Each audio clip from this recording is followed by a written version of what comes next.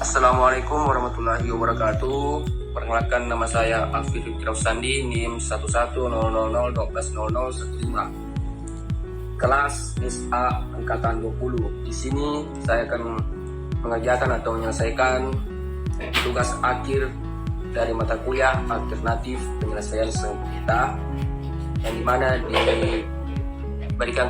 diberikan oleh Pak Suryadi. Nah, sebelum kita memasuki lebih dalam atau mendalami apa itu alternatif penyelesaian sengketa, atau kita menyelesaikan ilustrasi yang diberikan oleh Bapak, langkah baiknya kita menjelaskan apa itu alternatif penyelesaian sengketa.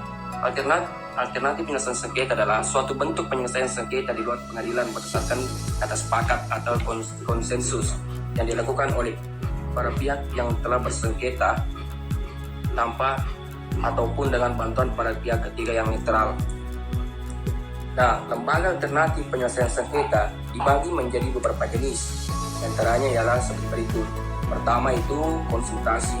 Konsultasi merupakan suatu tindakan yang bersifat personal antara satu pihak tertentu yang disebut dengan klien dengan pihak lain yang merupakan pihak konsultan yang memberikan pendapatnya kepada klien tersebut untuk memenuhi keperluan dan kebutuhan klien tersebut. Yang kedua itu negosiasi. Negosiasi adalah sarana bagi pihak-pihak yang bersengketa untuk mendiskusikan penyelesaiannya tanpa keterlibatan pihak ketiga. Ketiga itu mediasi. Mediasi adalah intervensi terhadap suatu sengketa oleh pihak ketiga atau mediator yang dapat diterima, tidak berpihak dan netral, serta membantu para pihak yang berselisih mencapai kesepakatan secara sukarela terhadap permasalahan yang disengketakan. Yang keempat itu konsiliasi, melalui seseorang atau beberapa orang atau badan komisi konsiliasi sebagai penengah yang disebut konsiliator dengan mempertemukan atau memberi fasilitas kepada pihak-pihak yang berselisih untuk menyelesaikan perselisihannya secara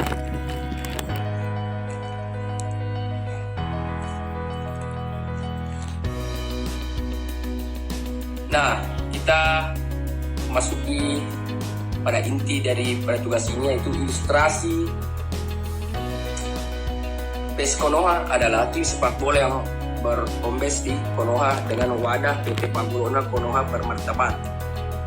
TBK yang saat ini bermain di Liga Super League sebagai tim sepak bola yang bermain di Liga Elit. PES Konoha mengontrak banyak pemain berlabel bintang dengan bayaran mahal seperti Cristiano Carlota dan Ambo Messi. Akibat operasional yang tinggi memanfaatkan PT Pagulona bermartabat, TBK atau PES Konoha mengalami kesulitan keuangan dan terjadilah tumbukan gaji beberapa staf dan pemain termasuk Cristiano Carlota yang mengakibatkan performa menurun drastis. Melihat kondisi PES Konoha yang bermasalah, Samata United sebagai salah satu peserta Liga Super Duper juga memanfaatkan kondisi tersebut untuk menggoda Cristiano Carlota pindah dengan iming-iming gaji yang lebih tinggi dari PES Konoha. Cristiano Carlota yang tidak nyaman dengan kondisi keuangan PES Konoha kemudian tertarik untuk pindah ke Samata United, padahal kontraknya masih tersisa 3 tahun lagi. Akibatnya Cristiano Carlota bermain setengah hati dan terkadang tidak datang latihan, padahal dia adalah pemain paling dibutuhkan tim. Karena gol-golnya, tindakan Cristiano Carlota membuat manajemen PES Konoha marah dan membekukan Cristiano dari skuad dan tidak mau melepasnya ke Samata United, sehingga terjadi perselisihan antara PES Konoha dan Cristiano Carlota. Nah, teman-teman, di sini ada beberapa masalah terkait dengan tersebut, yaitu Cristiano Carlota dan antara PES Konoha dan Cristiano Carlota.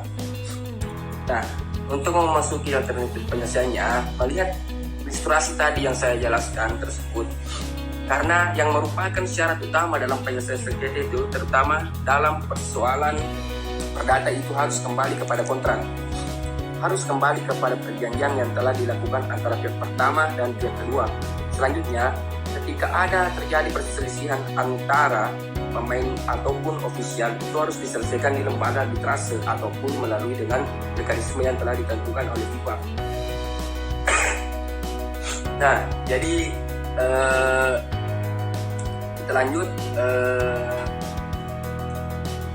ataupun sebagaimana yang diatur dalam pasal 59 Statuta FIFA yang kemudian dikuatkan oleh Statuta PSSI pasal 71 ayat 1 menyebutkan bahwasanya baik itu ofisial ataupun pemain dan sebagainya itu harus menyelesaikan sengketa seputar dunia sepak bola di badan arbitras dan telah ditentukan dan tidak boleh diselesaikan di lembaga negara ataupun peradilan umum kecuali hal itu ditentukan oleh FIFA atau PSSI.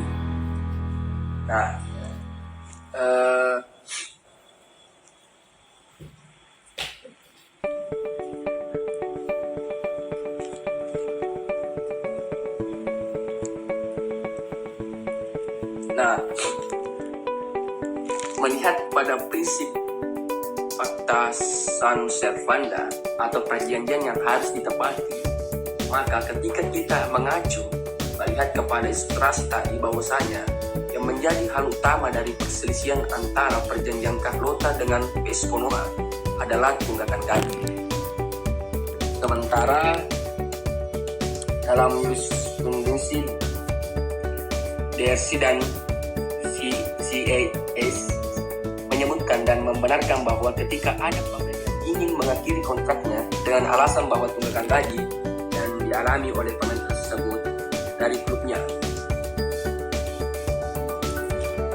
begitu banyak klub ataupun tim-tim sepak bola yang tidak ingin melepas ataupun yang ingin melepas pemainnya ketika persoalan gaji, karena hal itu dapat diberikan sanksi sebagaimana yang diatur dalam pasal 12 ayat 4 FIFA LTSP, bahwasanya ketika ada klub yang melakukan pelanggaran maka akan diberikan peringatan, akan diberikan teguran, diberikan denda, bahkan paling parah yakni klub tersebut tidak dapat mengontrak pemain dalam musim tersebut. Ada beberapa macam badan arbitrase seputar dunia olahraga yang dapat kita gunakan dalam menyelesaikan perselisihan antara Cristiano Carlota dengan PS Konoha, sebagai mana yang pertama adalah CES atau Court of Arbitration for Sport, kedua DRC Dispute Resolution Chamber, tiga NDRC National Dispute Resolution Chamber. Dalam hal tersebut sangat nyata bahwa Cristiano Carlota perlu menempuh jalur untuk melapor kepada pihak DRC ketika hal itu Cristiano Carlota merupakan pemain asing. Ketika ada pemain sepak bola yang merupakan bagian dari Indonesia ataupun masuk dalam asosiasi pesepak bola profesional Indonesia, yang dapat langsung melapor di API, dan dari API akan melapor atau akan meneruskan di DRC. Itulah tadi salah satu alternatif penyelesaian sengketa atau metode penyelesaian sengketa antara Cristiano Carlota dengan PS Konoha. Nah, mungkin itu saja dari saya. Mohon maaf kalau ada kesalahan kata. Sekian dan terima kasih. Assalamualaikum warahmatullahi wabarakatuh.